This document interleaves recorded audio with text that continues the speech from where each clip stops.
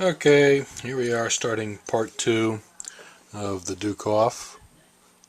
Um, show you where we are before getting started. But, well, you can see that.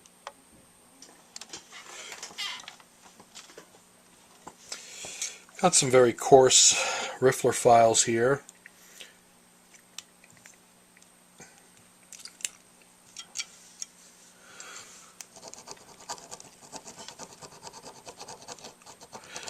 Taking the rest of that wort out, flattening it away.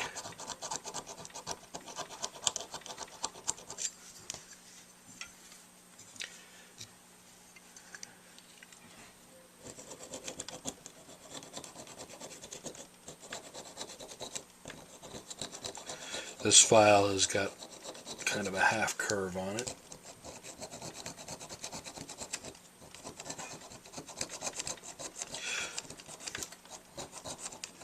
I sometimes skip this step and go to finer files and sandpaper, but just wanted to show you these could be used actually even if you don't have a rotary tool. Just takes a little patience. These are pretty coarse, so they do cut pretty well.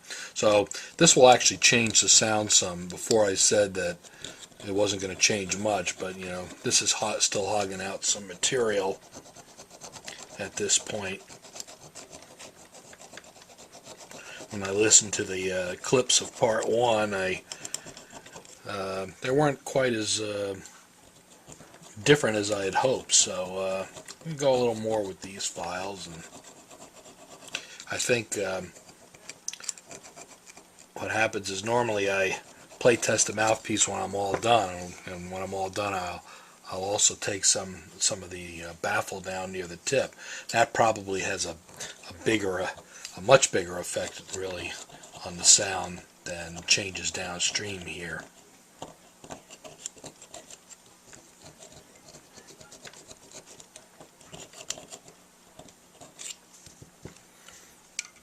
Okay, moving on to the full round file here.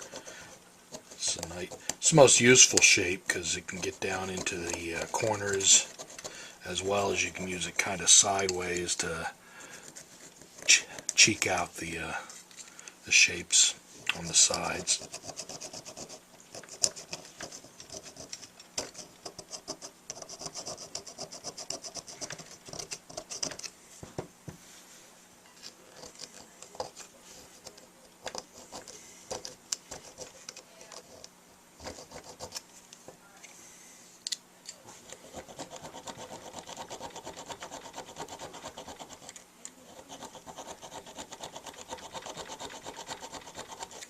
I like to do all the chamber work before facing work, because there's a chance that you can slip and nick the rail, though I try not to do that. But if you do all the facing work first, you know, it's a lot easier to mess that up, and that has to be very accurate, whereas the chamber work can be a little off and will not have as much impact on the sound.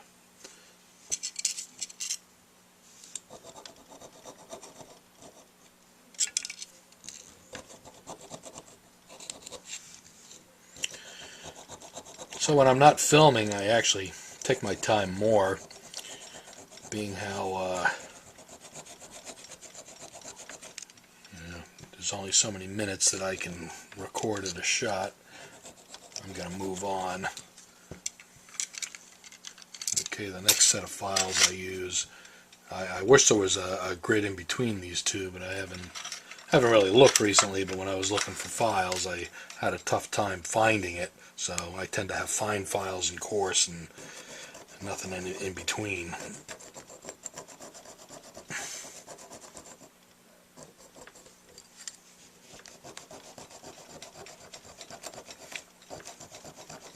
And what I'm calling a fine file is probably what jewelers would call a coarse file. So it all depends on what kind of industry, you know, and that you get your files from.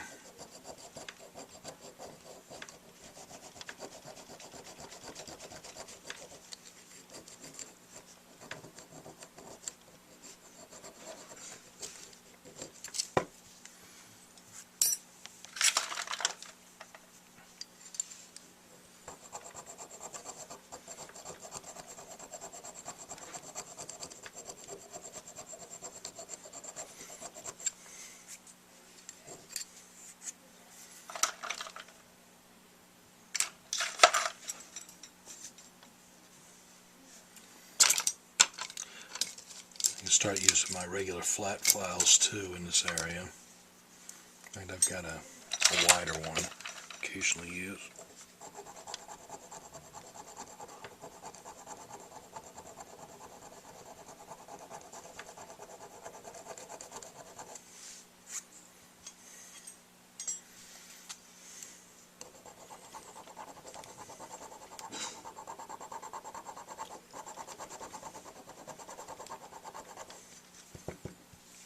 This part of the baffle down in here, I mean, all parts can affect all parts of the sound, but generally back in here, it's more for the lower notes. This is more for higher frequencies and higher notes in the sounds.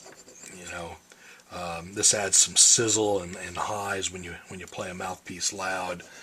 You can kind of hear those frequencies. And sometimes some players like that, especially like on a link. They like a rollover baffle, and that gives some sizzle to the sound. Otherwise, it'll just sound dark and tubby maybe. So, but in the case of a Dukoff, you've got, you know, the super power chamber design is a little extreme. We can take away some of its features, the wort and the side squeeze and a little bit of the rollover, and you still have this large ramp baffle here, and that still has plenty of projection. And so you can kind of trade off some projection. You may not even have to trade much, but you can get a much nicer sound, more versatile sound, and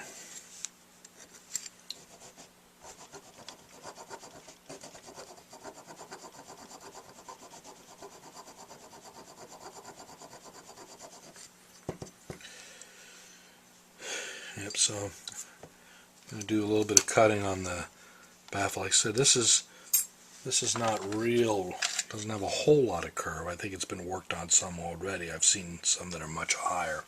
But I like to make it flat, kind of as a shape, almost like you had taken your thumb and put a thumbprint in it if it was a soft material. So you kind of create that kind of an area.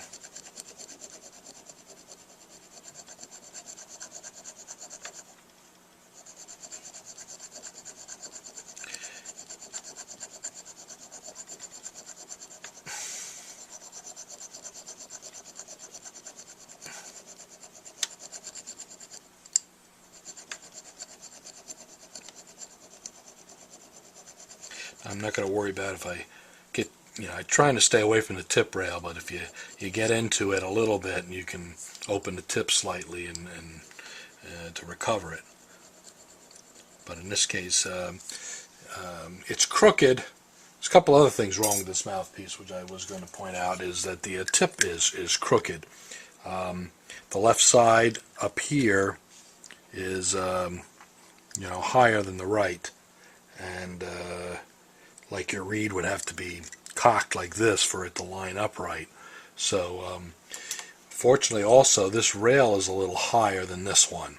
So as I cut down and face this corner down, it'll get thicker, and I'll be able to correct both of those at the same time.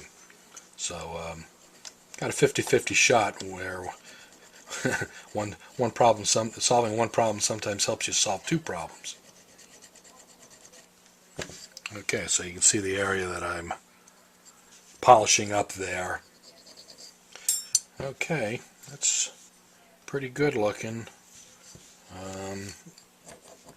I'm going to start going to sandpaper soon, the coarse sandpaper.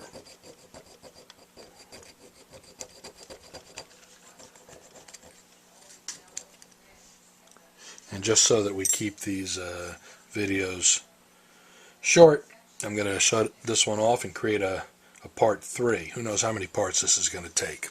But let's keep these down to about 10 minutes or so.